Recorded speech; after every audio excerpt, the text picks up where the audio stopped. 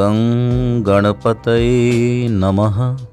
ওম নমঃ শিবায়। প্রিয় বন্ধুরা, সুস্বাগতম। কুরুক্ষেত্র যুদ্ধ সমাপ্ত হওয়ার পর ধর্মরাজ যুধিষ্ঠির হস্তিনাপুরে সিংহাসনে আসীন হলেন।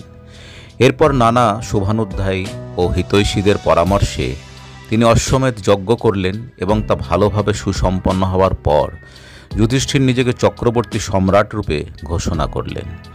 এইসব দেখে কুন্তী অত্যন্ত সন্তুষ্ট এবং প্রীত হলেন। কিন্তু সেই সঙ্গে কুন্তীর মনে এই চিন্তা উৎপন্ন হলো যে সংসার ধর্মের প্রতিপালন তো হলো, এবার বানপ্রস্থে যাওয়া উচিত। এই প্রসঙ্গে তিনি যখন গান্ধারীর সঙ্গে আলোচনা করলেন, গান্ধারী তাতে সম্মত হলেন। এরপর ধৃতরাষ্ট্র, গান্ধারী এবং কুন্তী বনে গিয়ে বসবাস করার সিদ্ধান্ত নিলেন এবং তা পাণ্ডবদের জানিয়ে দিলেন।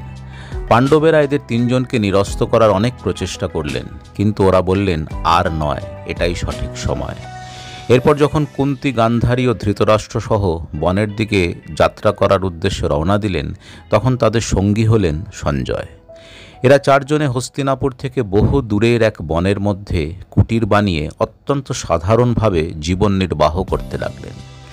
এভাবে বেশ কিছু বৎসর অতিবাহিত হওয়ার পর একদিন যে বনে কুন্তীরা বসবাস করছিলেন সেখানে ভয়ঙ্কর আগুন লেগে যায়। এই দাবানলে সমস্ত বন দাউ দাউ করে জ্বলতে থাকে। সেই সময় ধৃতরাষ্ট্র নদীতে গিয়েছিলেন স্নান করার উদ্দেশ্যে। এত ভয়ানক আগুন দেখে কুন্তী সহ গান্ধারী এবং সঞ্জয় ধৃতরাষ্ট্রের কাছে ছুটে যান এবং বলেন বন থেকে বেরিয়ে পালিয়ে যাওয়ার জন্য। কিন্তু ধৃতরাষ্ট্র তখন বলেন যে আর নয়, এই সেই সময় যখন সুপ্রাচীন মহীরুহদের মাধ্যমে প্রজ্বলিত অগ্নিশিখাতে এই নশ্বর দেহ সমর্পণ করে আমরা প্রত্যেকে মোক্ষ লাভ করব। ধৃতরাষ্ট্রের এই কথা শুনে গান্ধারী এবং কুন্তীও প্রাণ বিসর্জন দেওয়ার জন্য প্রস্তুত হয়ে যান।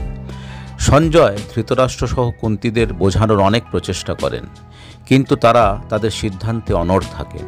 এরপর সঞ্জয় সেখান থেকে হিমালয়ের উদ্দেশ্যে যাত্রা করেন। কুন্তী, ধৃতরাষ্ট্র ও গান্ধারী তিনজনেই অরণ্যের দাবানলের আগুনে মৃত্যুবরণ করেন। এই ঘটনার 1 বৎসরকাল অতিবাহিত হওয়ার পর দেবর্ষি নারদ হস্তিনাপুরে এসে যুধিষ্ঠিরকে কুন্তীসহ বাকিদের মৃত্যু সংবাদ দেন। যুধিষ্ঠির ও অন্য পাণ্ডবেরা তখন বিধিমতো কুন্তী, ধৃতরাষ্ট্র ও গান্ধারীর পারলৌকিক ক্রিয়া সম্পাদন করেন। আশা করি আজকের উপস্থাপনা আপনাদের ভালো লেগেছে। সঙ্গে থাকুন ও ভালো থাকুন।